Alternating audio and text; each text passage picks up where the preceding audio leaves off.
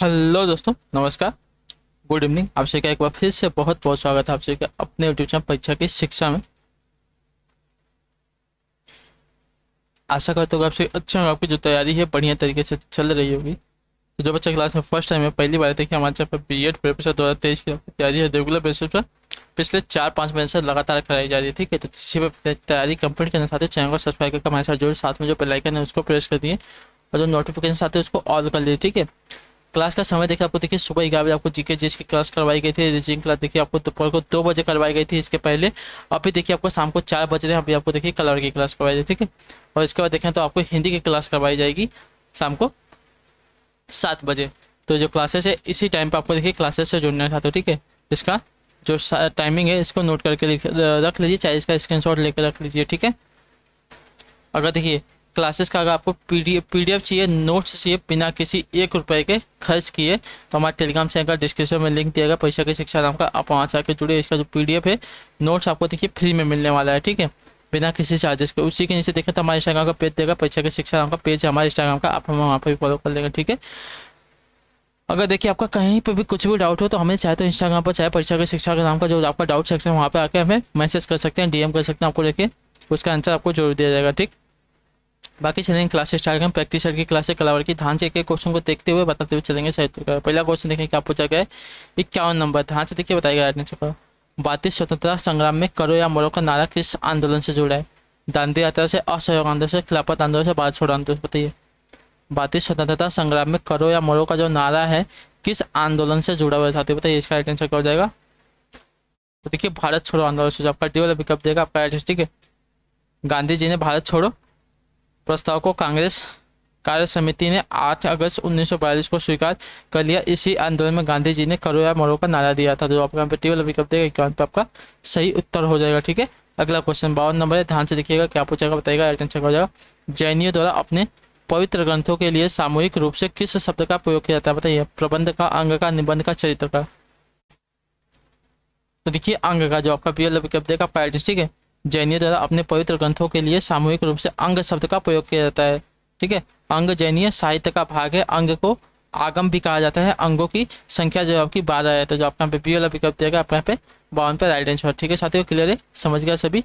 ठीक है, अगला क्वेश्चन देखेंगे 53 नंबर, क्या पूछा गया है? ध्यान से देखिएगा बताइएगा राइट आंसर का। निम्नलिखित में से कौन सी वित्तीय नीति नहीं है? खुला बाजार ऑपरेशन, कालाधन, जनता से उधार लेना, जन व्यय? कौन सी आपके देखिए वित्तीय नीति नहीं है साथियों? इसका राइट आंसर क्या हो जाएगा?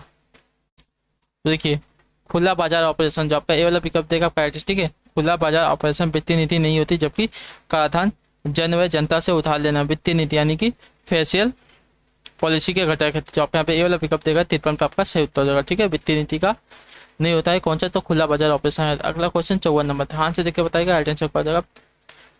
तिहरी बांध किस नदी पर बना हुआ है? अलकनंदा पर, भागीरथी पर, गंगा पर या हुगली पर? जो तिहरी बांध है साथियों किस नदी पर बना हुआ है? 54 पर सही उत्तर क्या हो जाएगा? ठीक है, जो टिहरी बांध है आपका भागीरथी नदी पर बना हुआ, जो आपका पी वाला विकल्प दिया गया है 54 पे आपका राइट आंसर। ठीक है साथियों, टिहरी बांध भारत का सबसे ऊंचा बांध है। ठीक है, ये सबसे ऊंचा बांध है, याद रखिए। ठीक है, और जो आपका सबसे लंबा बांध था जो मैंने आपको सुबह वाली क्लास में कराया था वो था। ठीक है,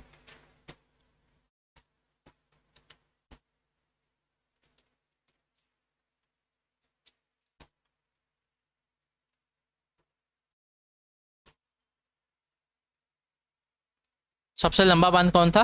मैंने आपको सुबह वाली क्लास में कराया था, कमेंट करके बताइए। तो देखिए हीराकुंड बांध था। और सबसे जो आपका भागीरथी बांध है सबसे बड़ा बांध है, याद रखिए। ठीक है, सबसे ऊंचा बांध है। ठीक है, जिसकी ऊंचाई देखिए आपकी 855 फीट है। और यह भागीरथी नदी पर टिहरी के पास उत्तराखंड राज्य में स्थित है। तो जो आपका पहले विकल्प देगा 54 पे आपका राइट आंसर। ठीक है, अगला क्वेश्चन देखें क्या पूछा गया, ध्यान से देखिएगा बताएगा। 55 नंबर है, किस देश के साथ भारत की सबसे लंबी अंतर्राष्ट्रीय सीमा लगी हुई है? बताइए।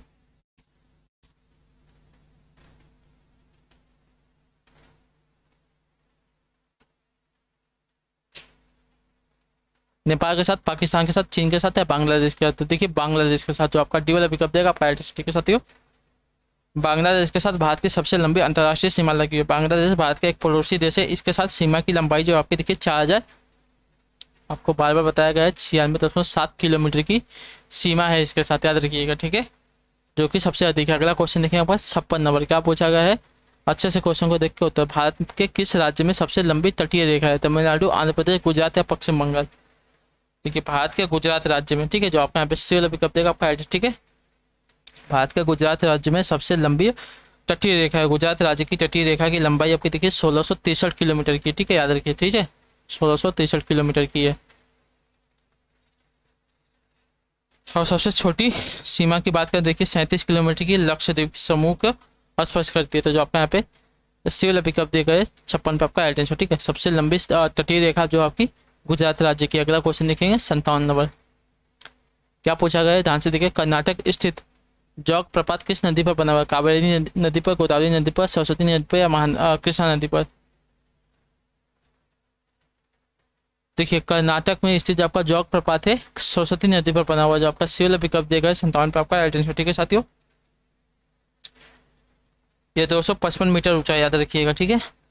अगला क्वेश्चन क्या पूछा गया है? 58 नंबर। निम्नलिखित में से किस प्रकार का जो बाजार है कीमतों को नियंत्रित करने में असमर्थ रहता है? बताइए।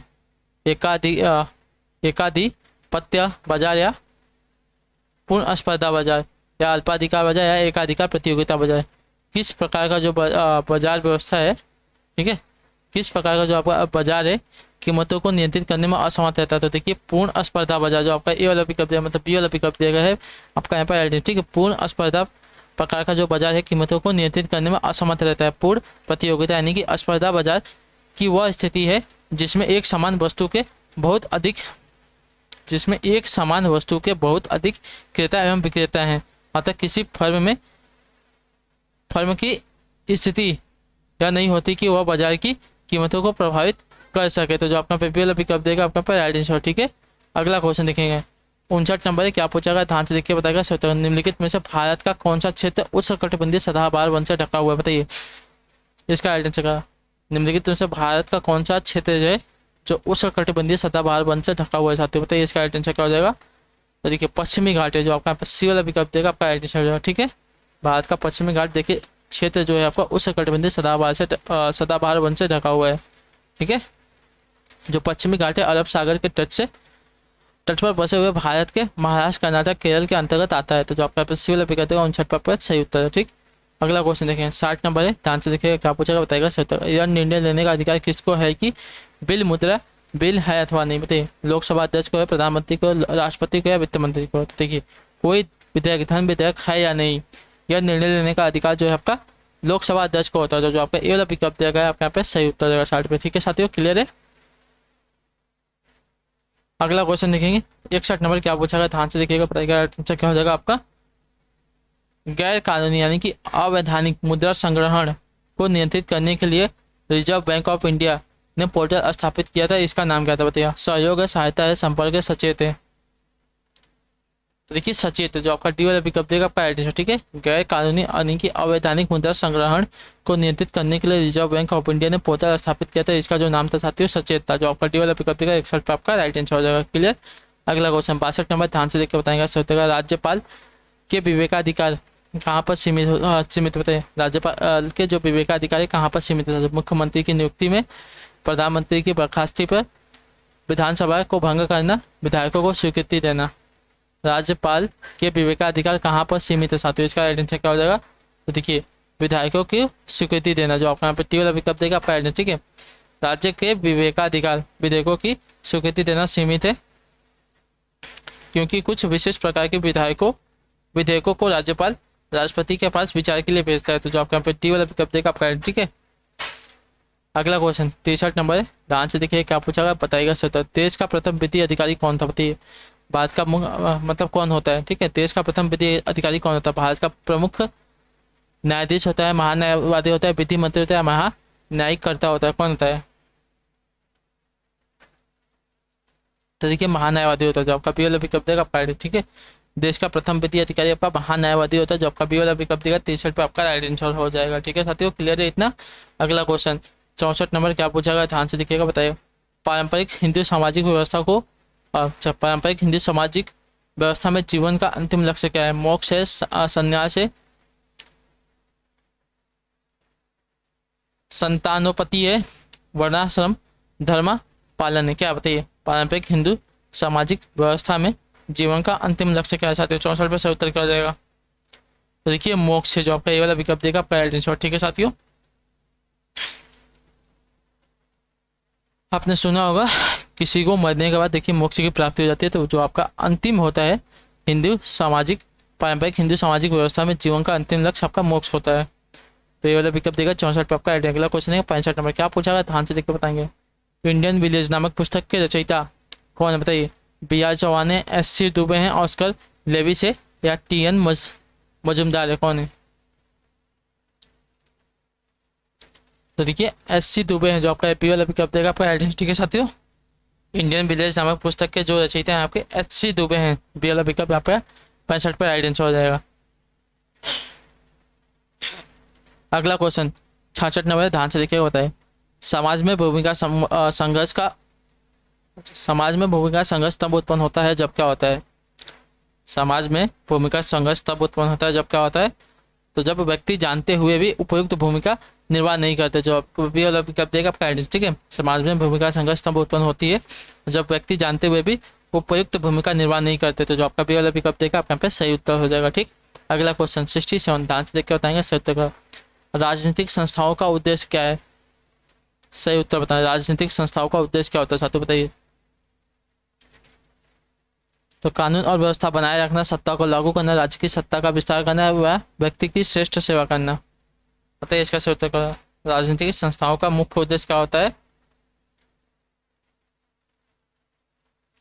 ठीक है, व्यक्ति की श्रेष्ठ श्रेष्ठ सेवा करना, जो आपका पास डी वाला विकल्प देगा पॉइंट। ठीक है, राजनीतिक संस्थाओं का उद्देश्य व्यक्ति की श्रेष्ठ सेवा करना है, तो जो आपका यहाँ पे डी वाला विकल्प देगा आपका पे राइट आंसर। ठीक है, अगला क्वेश्चन 68 ध्यान से देख के क्या पूछा गया बताएंगे सर। दर्शन शास्त्र के दर्शन दर्शन शास्त्र में दर्शन शब्द की उत्पत्ति किस धातु से हुई है? दृश्य से, दृश्य से, दृश्य से या दर्श से, किस से हुई है बताइए? दर्शन शास्त्र में दर्शन शब्द की जो उत्पत्ति है किस धातु से हुई है साथियों? 68 पर राइट आंसर क्या हो जाएगा? तो देखिए दृश्य से, तो आपका यहाँ पे ए वाला विकल्प देगा आपका राइट आंसर। ठीक है साथियों, नेक्स्ट देखिए आपका 69 क्या पूछा गया ध्यान से देखिएगा बताइएगा। शून्यवाद के प्रवर्तक कौन थे बताइए? प्रभाकर मिश्र, नागार्जुन, महात्मा बुद्ध या कुमारिल भट्ट। शून्यवाद के प्रवर्तक कौन थे साथियों? 69 पर सही उत्तर क्या हो जाएगा? तो देखिए नागार्जुन, जो आपका पी वाला विकल्प देगा आपका राइट। ठीक है, शून्यवाद के प्रवर्तक आपके नागार्जुन थे। क्लियर है यहाँ तक? अगला क्वेश्चन देखेंगे 70 क्या पूछा गया ध्यान से देखकर बताएंगे सही उत्तर क्या हो जाएगा साथियों आपका।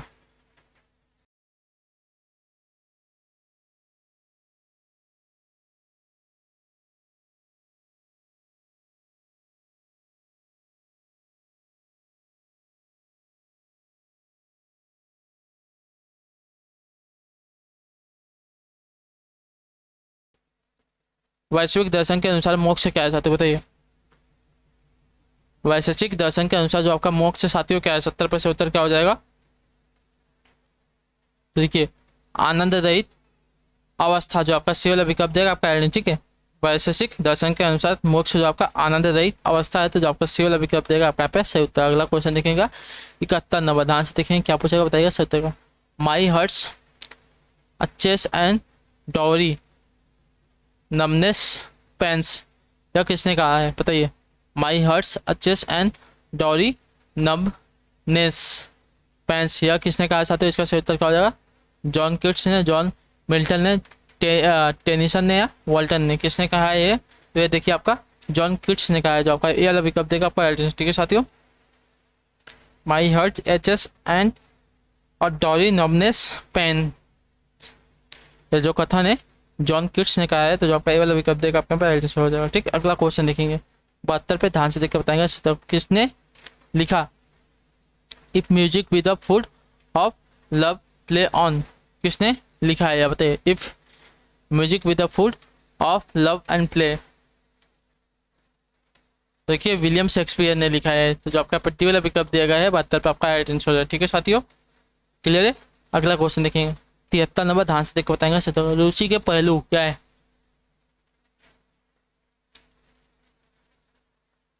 रुचि के पहलू क्या है साथियों? जानना है, अनुभव करना है, इच्छा करना है, या सभी का सभी है क्या है? तो देखिए ये सभी है, जो आपका पट्टी वाला विकल्प देगा पॉइंट। रुचि अर्थात इंटरेस्ट के पहलू आपका देखिए जानना, अनुभव करना, इच्छा करना, अर्थात सभी हैं, तो जो आपका डी वाला विकल्प देगा आपका 73 पर राइट आंसर। अगला क्वेश्चन 74 नंबर, क्या पूछा गया, ध्यान से देख के बताएगा, राइट आंसर करो। 1857 के सिपाही विद्रोह में सिपाहियों को किस कंपनी द्वारा बनाए गए कारतूसों पर आपत्ति थी, बताइए। एल्टिकिंस, एनफील्ड, रेमिंगटन या विंचेस्टर। तो एनफील्ड द्वारा, ठीक है, जो आपका पी वाला विकल्प देगा आपका राइट, ठीक है। 1857 के सिपाही विद्रोह में सिपाहियों को एनफील्ड कंपनी द्वारा बनाए गए कारतूसों के उपयोग पर आपत्ति थी, जिसका कारण गाय व सूअरों की चर्बी वाले कारतूसों के साथ एनफील्ड राइफल को लादना था, जिससे हिंदू व मुस्लिम दोनों को धर्म भ्रष्ट होने का भय था। तो जो आपका पी वाला विकल्प देगा 74 पे आपका राइट आंसर हो जाएगा, ठीक है। अगला क्वेश्चन देखेंगे 70 पे क्या पूछा गया, ध्यान से बताइएगा। 70, खुदीराम बोस को ब्रिटिश न्यायाधीश मजिस्ट्रेट किसकी हत्या के प्रयास के लिए फांसी दी गई थी, बताइए। खुदीराम बोस को ब्रिटिश न्यायाधीश मजिस्ट्रेट किसकी हत्या के प्रयास के लिए फांसी की सजा दी गई थी, साथ ही बताइए। किंग्सफोर्ड, शोर, क्लार्क, बॉर्ले। तो देखिए किंग्सफोर्ड की, जो आपका यहाँ पे ये वाला पिकअप देगा आपका राइट, ठीक है साथियों। खुदीराम बोस को ब्रिटिश न्यायाधीश मजिस्ट्रेट किंग्सफोर्ड की हत्या के प्रयास के लिए फांसी की सजा दी गई थी। उस समय उनकी उम्र महज 18 साल थी। 11 अगस्त 1908 को उन्हें मुजफ्फरपुर जेल में फांसी दे दी गई थी। तो जो आपका ये वाला विकल्प देगा है 75 पे आपका सही उत्तर। अगला क्वेश्चन देखिए 76 नंबर, क्या पूछा गया, ध्यान से देखिएगा, बताइएगा। संविधान सभा की अल्पसंख्यक क्या पूछा, संविधान सभा की अल्पसंख्यकों की उप समिति के अध्यक्ष का नाम बताएं साथियों, ठीक है। संविधान सभा की अल्पसंख्यकों की उप समिति के अध्यक्ष का नाम बताएं साथियों। इसका सही उत्तर क्या हो जाएगा, तो देखिए एस सी मुखर्जी, जो आपका यहाँ पे एच सी मुखर्जी दिएगा विकल्प सी वाला आपका यहाँ पे राइट आंसर, ठीक है साथियों, क्लियर है। अगला क्वेश्चन देखेंगे 77 नंबर, क्या पूछा गया, ध्यान से देख के उत्तर देंगे। 1815 में राम मोहन राय ने एक नई धार्मिक संस्था की स्थापना की, जिसे रिक्त स्थान सभा कहा जाता है, जिसे बाद में ब्रह्म समाज के नाम से जाने जाना भी लगा, बताइए।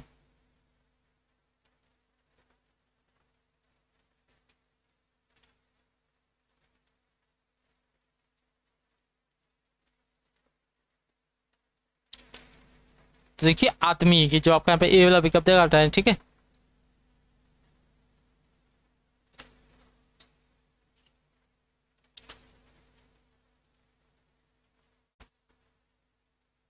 अठारह सौ पंद्रह नहीं, 1829 होगा, ठीक है, 1829 होगा, ठीक है।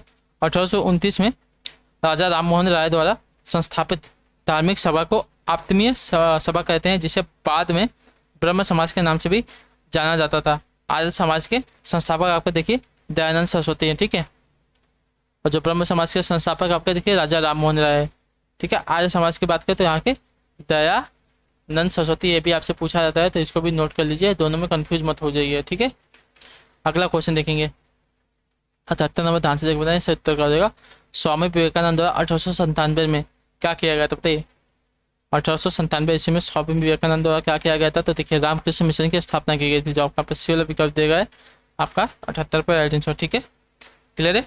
रामकृष्ण कौन थे, तो देखिए स्वामी विवेकानंद के गुरु थे। अगला क्वेश्चन देखेंगे 79 नंबर, ध्यान से देखेंगे क्या पूछा गया, ध्यान से देख के बताइएगा।